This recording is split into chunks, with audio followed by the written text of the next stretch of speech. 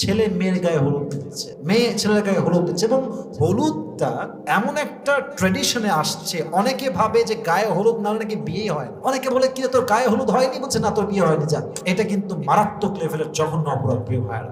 আমাদের দেশে মেয়ের গায়ে হাত দেয়, শাড়ি ঠিক করে দেয়, চুলে হাত দিয়ে দেয়, একটু এদিক ঘুরন আপু, এই ঘুরন আপু বলে গায়ে হাত দেয়। আর মেয়েরা কত বোকা এনজয় করে। তো যেই মেয়েটা বিয়ের সময় নিজের রূপকে এত পুরুষকে দেয়, ক্যামেরাম্যান তার গায়ে হাত দিয়ে, তার দেহে হাত দিয়ে মজা নিল, চোখের মজা, হাতের মজা, এই মেয়ের থেকে একজন নেককার সন্তান কেমনে আসবে? এই মেয়ের থেকে ওমরে ফারুক কেমনে আসবে?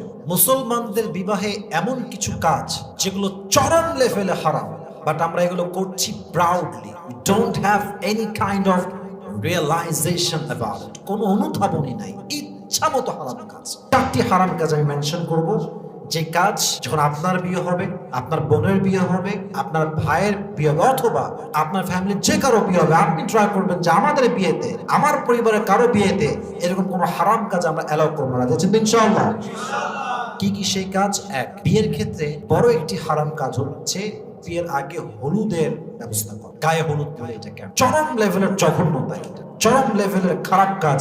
এটা মুসলমানদের কালচার নয়, এটা বিধর্মীদের কালচার। তাও যদি এটাকে একটা লেভেল রাখতাম তাও মানা যায়, কিছুটা মানা যায়। আমরা কি করতেছি? ছেলে মেয়ের গায়ে হলুদ দিচ্ছে, মেয়ে ছেলের গায়ে হলুদ দিচ্ছে, এবং হলুদটা এমন একটা ট্রেডিশনে আসছে। অনেকে ভাবে যে গায়ে হলুদ না হলে নাকি বিয়েই হয় না। দেখেন মানুষ কি লেভেলের মূর্খ আমরা। গায়ে হলুদ নাই মানে বিয়েই নাই। অনেকে বলে কি তোর গায়ে হলুদ হয়নি, বলছে না তোর বিয়ে হয়নি, যা। এটা কিন্তু মারাত্মক লেভেলের জঘন্য অপরাধ, প্রিয় ভাইরা। বিয়ের আগে গায়ে হলুদ, এটা মুসলমানদের কালচার হতে পারে না, ঠিক কিনা বলেন সবাই? অতএব বিয়ের আগে গায়ে হলুদ করা যাবে না। হ্যাঁ, যখন আপনি এই উদ্যোগ নিবেন যে আমি আমার বিয়েতে গায়ে হলুদ করব না, রেডি থাকেন। এলাকার খালা কিন্তু আপনাকে উল্টাপাল্টা বলবে, চাচি কিন্তু উল্টাপাল্টা বলবে, ভাবি উল্টাপাল্টা বলবে, মামি উল্টাপাল্টা বলবে। এখন ডিসিশন আপনার যে আপনি ভাবিকে খুশি করবেন না আল্লাহকে খুশি করবেন। দ্য ডিসিশন ইজ ইয়োর্স, এটা আপনার সিদ্ধান্ত।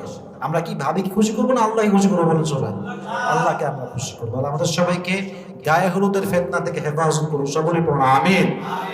সেকেন্ড মিস্টেক, বড় গুনাহ, বড় কবিরা গুনাহ এটা, এবং এটা শহরের চেয়ে গ্রামে একটু বেশি হয়, এবং এটা আমি নিজেও দেখেছি। আল্লাহু আকবার, আস্তাগফিরুল্লাহ, নাউজুবিল্লাহ। রেওয়াজটা হচ্ছে এরকম, বিয়েতে ভাবিকে অন্য পুরুষ এসে তুলে নিয়ে হাত ধোয়ায় খাওয়াবে, অথবা এরকম রেওয়াজ আছে যে ভাবিকে অন্য পুরুষ তুলে না নিয়ে গেলে কোলে করে, এটা নাকি কোনো প্রথা আদায় হয় না। নাউজুবিল্লাহ মিন যালিক। ভাবিকে তুলে নিয়ে যাবে কোলে করে। কত বড় বাজে জঘন্যতম রেওয়াজ, কত বাজে প্রথা। এটা হচ্ছে একজন নারী, তার সতীত্ব পবিত্র, তার স্বামী এখানে আছে, সে স্বামীর সামনে অন্য পুরুষ তার বউকে হাত দিবে, আর স্বামী অ্যালাউ করবে। এটা পুরুষ না, এটা কাপুরুষ, ঠিক কিনা বলেন আপনারা?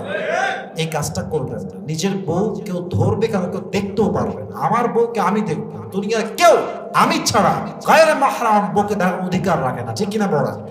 আল্লাহ আমাদের সবাইকে এই কালচার থেকে হেফাজত করুন, সকলে পড়ুন আমিন। এটা অনেকটা কমে আসছে, বাট এখনো অনেক গ্রামগঞ্জে আছে। ভাবিকে কোলে তুলে নিয়ে যায় অন্য পুরুষ এসে। এটা অনেক সময় দেবর হয়, অনেক সময় দুলা ভাই হয়, কিন্তু নিয়ে যায় তুলে। আস্তাগফিরুল্লাহ। আল্লাহ জাতিকে হেদায়েত দান করুন, সকলে আমরা মঙ্গল করুন আমিন।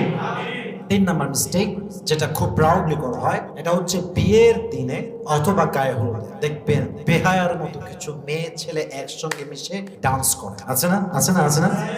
ডিজে বক্স নিয়ে আসে, বক্স নিয়ে এসে গান বাজায়, স্টেজ থাকে, গায়ে হলুদ সন্ধ্যা থাকে একটা, আবার সুবিবাহ থাকে একটা, প্যান্ডেল থাকে, বাস মাশাআল্লাহ করতেছে গান, নাচতেছে ইচ্ছা মতো।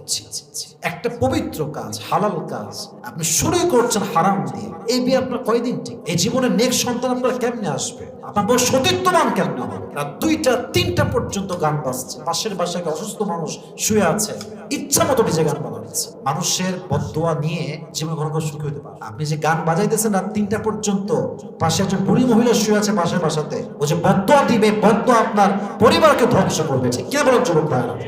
বিয়ের ক্ষেত্রে গান বাজাবেন না, মেহেরবানি করে গান বাজে নিজে গুনাহ করবেন না, মানুষের ঘুম নষ্ট করবেন না, পবিত্রভাবে বিয়েটা দিবেন না। যাচ্ছেন ইনশাআল্লাহ।